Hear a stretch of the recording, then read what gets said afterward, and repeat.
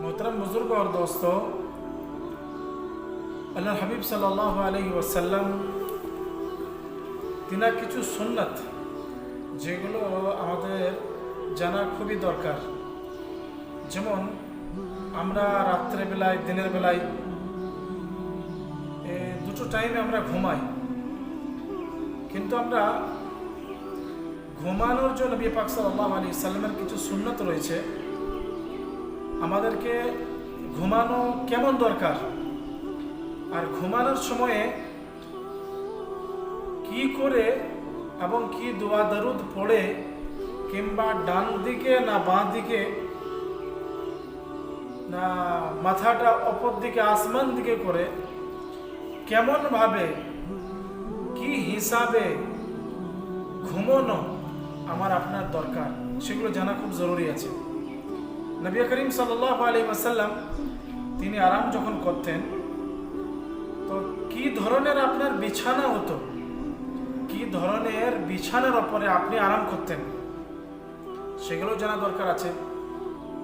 কেন আমরা নবী করিম সাল্লাল্লাহু আলাইহি ওয়াসাল্লামের জাতকে ফলো করি, তিনার সুন্নতকে আমরা মানি, তিনার তরিকাকে আমরা মানি।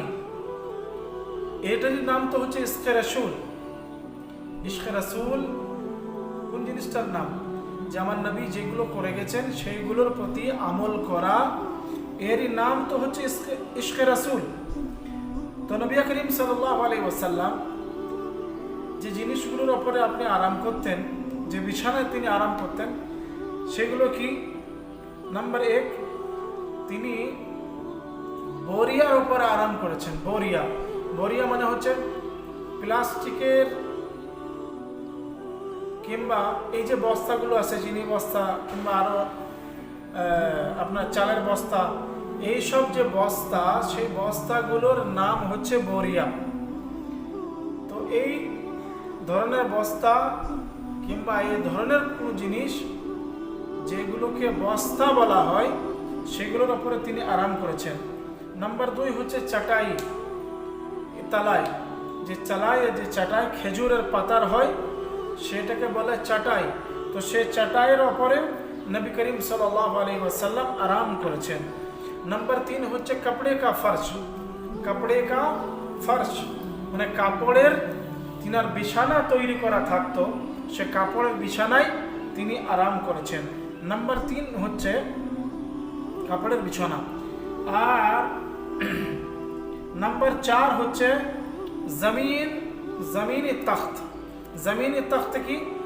যেমন আপনার হচ্ছে তক্তা, কি চৌকি, যেটাকে চৌকি বলা হয়, সেটার নাম আমরা বলি কি তখ্ত, আর সে তখ্তেরই নাম হচ্ছে চৌকি।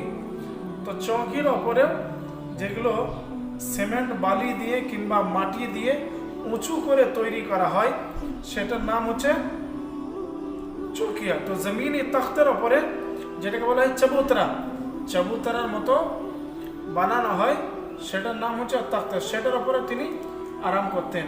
আর নাম্বার 4 হচ্ছে যে নবী আকরাম সাল্লাল্লাহু আলাইহি ওয়াসাল্লাম তিনি আরাম করেছেন, সেটা হচ্ছে চারপাই মানে খাটের ওপরেও তিনি কি করেছেন? আরাম করেছেন। আর আরেকটা জিনিস হচ্ছে, সেটা হচ্ছে চামড়া, খাল যেটাকে আমরা বলি, হ্যাঁ, জানোয়ারের খালের ওপরেও তিনি কি করেছে? বিছানার মতো বানিয়ে তিনি সেটার ওপরে কি করেছেন? আরাম করেছেন।